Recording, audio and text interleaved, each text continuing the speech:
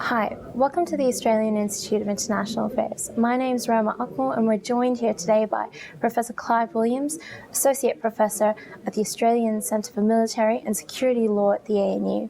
We'll be speaking today about the ongoing conflict in Syria and Iraq. Thank you for joining us today, Professor Williams. My pleasure. I'd like to begin by asking, what kind of threat do returning fighters from Syria and Iraq pose to Australia? Well, there haven't been any returning fighters for, I don't think, a couple of years now. And it depends on how the people went there and for what purpose. If they went over there to fight, the likelihood is they're going to get killed over there, or they'll be badly injured, or they'll be mentally damaged. So there's a good chance they won't come back. The ones that are more of a concern are the ones that have gone over there to get training to come back and cause problems back in Australia. As far as I know, there's been nobody in that category so far. So at this stage, it's not an issue for us. Okay. In your opinion, how effective are current policies in dealing with returning fighters and self-radicalisation in Australia? Well, Attorney General's has put a lot of work into the issue of what causes radicalisation, the radicalisation process, and how to disrupt that. And in fact, I think from June they got extra funding to start going out to the states and organising programs where they have, for example, religious teachers speaking to people who they feel are at risk. So there is that program. Where I'm not so sure about it is where they're dealing with people who don't want to be talked to. These are people who are fixed in their views, who may have been out of prison a short time or may have got radicalised in prison. They're people who don't want to engage with the authorities or with other points of view. And I think in those cases there should be a compulsion that they have to. I've asked Attorney General's Department about control orders. They say they have used some control orders, but they won't talk about how many or who, with who or whatever. So there's not much detail out there about the level of compulsion. Given Australia's increasing role in the Syria-Iraq conflict, how would you say this impacts our domestic security? Well, I think it has quite a big effect because if you look at past attempts to do attacks in Australia, they've always related their attacks or their planned attacks to Australia's foreign policy, whether it be our involvement in Iraq after 2003, whether it was our involvement in Afghanistan, whether it's our renewed involvement in Iraq again.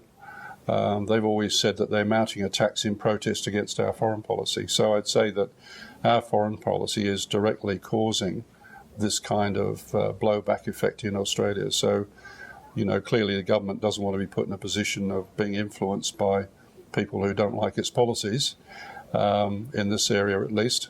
And so, you know, they've brought in lots of measures to try and prevent that kind of influence on the government. But the reality is, it's our foreign policies that lead to the kind of things that are happening in Australia. Russia's been increasing its role in the Syrian conflict.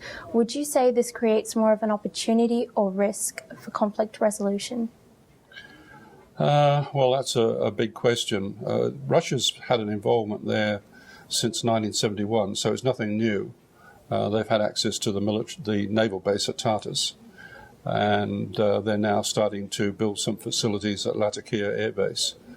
But it's relatively modest, and of course what they want to do is prop up the Assad regime.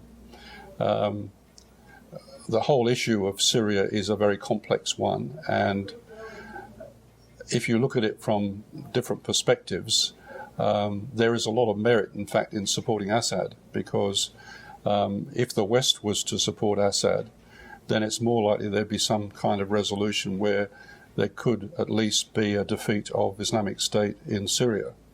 It wouldn't defeat them in Iraq necessarily, but it would perhaps drive them out of Syria. So I think we're largely driven by American foreign policy, which is driven often by unpreparedness to deal with Russia or Iran, and that takes us down a track which is really not very productive in terms of trying to achieve an outcome. If we don't think of new ways of dealing with Syria, there's going to be a continuation of the push factor, which is pushing people out of Syria.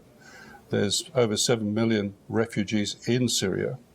And if the situation worsens in Syria, many of those will be leaving Syria. And of course, then there's the pull factor, which is the attractiveness of places like Western Europe and Australia to people who are fleeing from Syria. So if we don't actually come up with new ways of dealing with the Syrian crisis, then we're going to be facing more refugee flows in the future.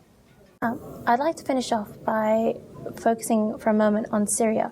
With Syria representing an intersection of interests in the Middle East, would you say that we might see a shift in the region or just continuing instability? Well, there's a lot of shifting going on in the region at the moment, because you've got obviously Iran supporting Shia and Shia groups throughout the region, and you've got the Saudis in particular supporting different Sunni groups. And of course the Assad regime is Alawite, which is a Shia group, and that's why they get support from Iran. By contrast, Islamic State and Jabhat al-Nusra and the Syrian army and people like that, Syrian Freedom Army, they're all Sunni groups. So they're getting support from Saudi Arabia, Qatar, Gulf states and so on. So, and then you've got Turkey, which is also a Sunni country, but it's more focused on trying to destroy the Kurds' ability to try and create a state of their own in southeastern Turkey. So you've got all of these sort of, different situations going on. And because the West is tied to Saudi Arabia and not to Iran, we've got complications, because in fact Iran is a much more likely state to be able to achieve perhaps some degree of stability in the Middle East than Saudi Arabia is, with its support for extremist groups. So we should actually be working closer with Iran, as we are to some extent in Iraq, but we are not, of course, in Syria or in Yemen for that matter. So there are lots of things happening at the moment, and what we should maybe be doing is looking again at our relationship with Saudi Arabia, for example, and seeing whether that having a close relationship with Saudi Arabia is more important than having a close relationship with Iran, which has got much more potential, I think, for, as I said, creating stability in the Middle East. Thank you so much for your time today, Professor Williams. My pleasure. And thank you very much for watching. For further analysis and information regarding upcoming events, please visit the AIIA website, which is internationalaffairs.org.au.